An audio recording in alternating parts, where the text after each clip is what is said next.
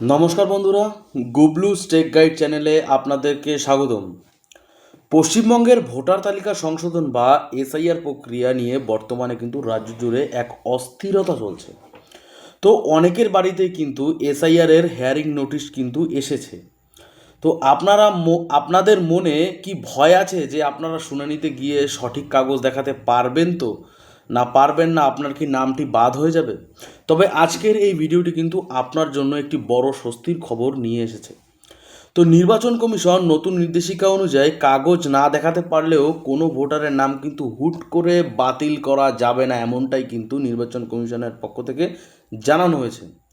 কেন এবং কিভাবে তা জানতে ভিডিওটি কিন্তু শেষ পর্যন্ত আপনাকে দেখতে হবে। তো আপনি যদি ভিডিওটি শেষ পর্যন্ত না দেখেন, তার জন্য কিন্তু আপনি বুঝতেও আপনার কিন্তু অসুবিধে হয়ে যাবে। তো খসড়া ভোটার তালিকা প্রকাশের পর থেকেই অনেকেই কিন্তু অভিযোগ করেছিল অনেকের জীবিত ভোটারকে বা মৃত অনুপস্থিত হিসেবে কিন্তু দেখানো হয়েছে।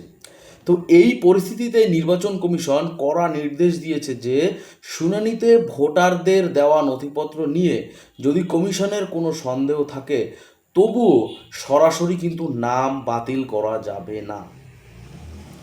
প্রত্যেক ভোটারকে নিজেকে ভারতীয় এবং বৈধ ভোটার হিসেবে প্রমাণ করার জন্য কিন্তু আরও সুযোগ দেওয়া হবে। বহুত সুযোগ কিন্তু নির্বাচন কমিশন কিন্তু বের করেছে। আপনার কাছে যদি পর্যাপ্ত নথি না থাকে বা আপনার নাম যদি 2002 সালের তালিকায় না থাকে, তবে নির্বাচন কমিশন নিম্নলিখিত ধাপগুলি কিন্তু অনুসরণ করবে। তো কমিশন আপনাদের দেওয়া নথিপত্র খতিয়ে দেখবে। যদি সন্দেহ হয় তবে সরাসরি বাদ না দিয়ে এলাকা ভিত্তিক কিন্তু তদন্ত করবে আপনাদের বিএলওদের মাধ্যমে।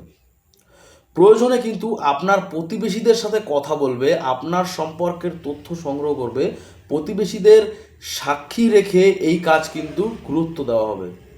তো তদন্তের পরেও যদি অমিল থাকে তবে আপনাকে আপনার একটি নোটিশ পাঠানো হবে এবং জিজ্ঞাসা করা হবে কেন আপনার নাম বাদ দেওয়া হবে না। অর্থাৎ নিজেকে প্রমাণ করার জন্য কিন্তু আপনি কিন্তু আবারও সুযোগ কিন্তু পেয়ে যাচ্ছেন। তো আপনার বাবা, আপনার পরিবারের কারোর নাম যদি 2002 সালের লিস্টে থাকে এবং আপনার কাছে যদি তার প্রমাণ থাকে, তবে নোটিশ আসলেও টেনশন করার কিন্তু কোনো কারণ নেই।